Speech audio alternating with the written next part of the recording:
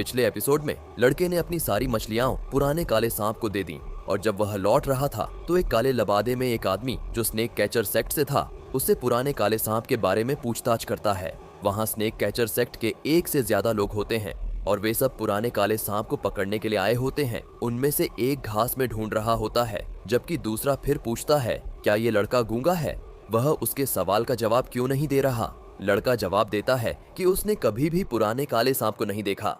दूसरा कहता है सीनियर ब्रदर डिंग, ये बच्चा कुछ नहीं जानता, इसे डराने की जरूरत नहीं है। उसके शब्दों से सीनियर ब्रदर को इरिटेशन होती है।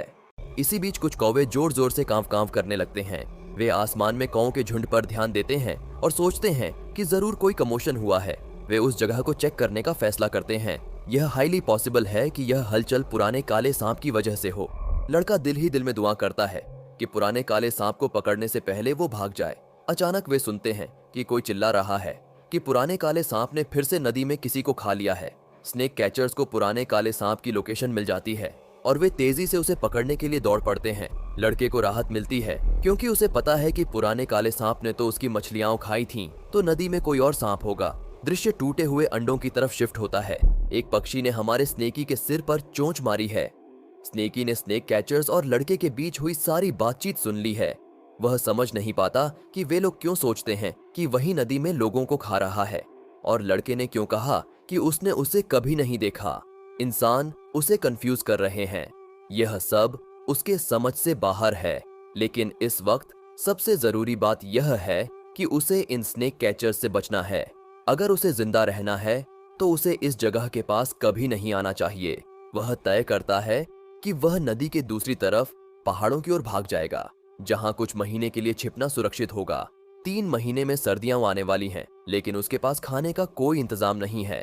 इस दौरान उसका ध्यान केवल अपनी कल्टीवेशन को सुधारने पर होता है। नदी में तैरते हुए उसे कुछ अजीब सा दिखाई देता है। यह एक जायंट फिश है और यह स्नेकी का शिकार करने के लिए आती है। स्नेकी उसे डॉज करता है और पैनिक में आ जाता है। वह समझ नहीं पाता कि ऐसा मॉन्स्टर इस नदी में कहां से आया। वह कंफ्यूज हो जाता है कि क्या ये एक ईल है, ये ऊपर से आई है और इसका आकार भी एक सांप जैसा है। क्या हो सकता है कि इसने किसी को नदी में खाया हो और सारा इल्जाम मुझ पर आ गया हो। ये मछली बुरी तरह घायल होती है, शायद किसी स्नेक कैचर के साथ भयंकर लड़ाई में। लेकिन वह समझ नहीं पाता कि उसने उस पर हमला क्यों किया, जबकि वह तो बस वहां से गुजर रहा था। फिर उसे इसका मकसद समझ में आता है। यह भागने की कोशिश कर रही है और साथ ही उसे खाकर अपनी एनर्जी को रिप्लेनिश करना चाहती है। स्नेकी हंसता है। इसका मतलब यह है कि वह भी इसे सर्दी के लिए फूड की तरह इस्तेमाल कर सकता है। लेकिन फिर वह अपना मन बदल लेता है, यह सोचकर कि चूंकि यह स्नेक कैचर से बचने में कामयाब रही है तो यह बहुत स्ट्रांग होगी। इसे शिकार करना बहुत रिस्की है। उसकी सेफ्टी उसकी प्रायोरिटी है। लेकिन मछली उसे छोड़ने का इरादा नहीं रखती। उसने अपना मुंह चौड़ा किया और स्नेकी को एक ही झटके में निगलने की कोशिश की, लेकिन स्नेकी बहुत तेज था। उसने जल्दी से बच निकलने की कोशिश की, जिससे मछली का सिर चट्टान से टकरा गया। स्नेकी समझ नहीं पा रहा था कि यह मछली इतनी जिद्दी क्यों है और वह भी अब थक चुका था। इसलिए उसने काउंटर अटैक करने का फैसला किया।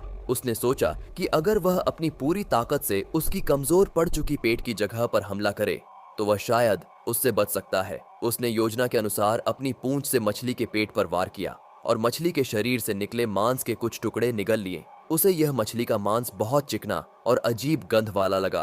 तभी अचानक पानी के अंदर आग जल उठी। यह दृश्य स्नेकी के लिए बहुत चौंकाने वाला था। वह सोच रहा था कि पानी के अंदर आग कैसे जल सकती है। वह तो नदी के पानी में था।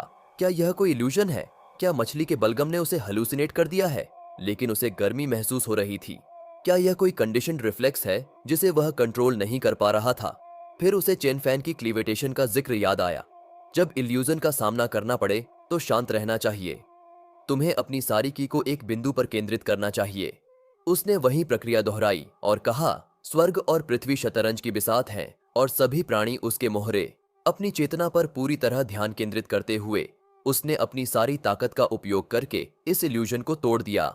वह इल्यूजन को तोड़ने के बाद बहुत उत्साहित हो गया था, लेकिन उसे हैरानी तब हुई जब ईल उसके बहुत करीब आ गई और लगभग उसे निगलने ही वाली थी। उस वक्त उसके लिए भागना असंभव था और वह घबराहट में रोने लगा।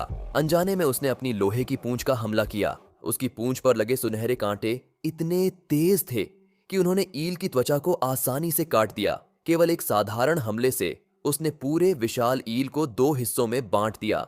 यह स्नेकी के लिए अविश्वसनीय था। वह आश्चर्यचकित था कि उसने अपनी पूंछ से ईल को आधे में विभाजित कर दिया। अब वह अपनी पूंछ की असली ताकत को समझ गया था। उसकी सुनहरी स्केल्स इतनी शार्प हैं कि अगर उसने इन्हें भविष्य में और रिफाइन किया तो वह इनविंसिबल हो जाएगा। उसने इस बार भी किसी तरह से खुद को बचा लिया।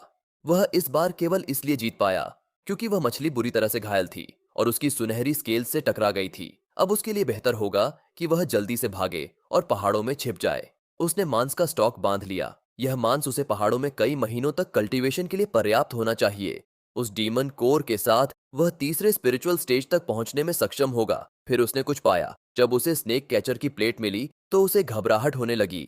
स्नेकी ने मछली को सम्मान दिया क्योंकि उसने अपने दुश्मन को खा लिया था, लेकिन उसे उससे नफरत नहीं करनी चाहिए कि वह क्या करने जा रहा है, क्योंकि यही प्रकृति का नियम है।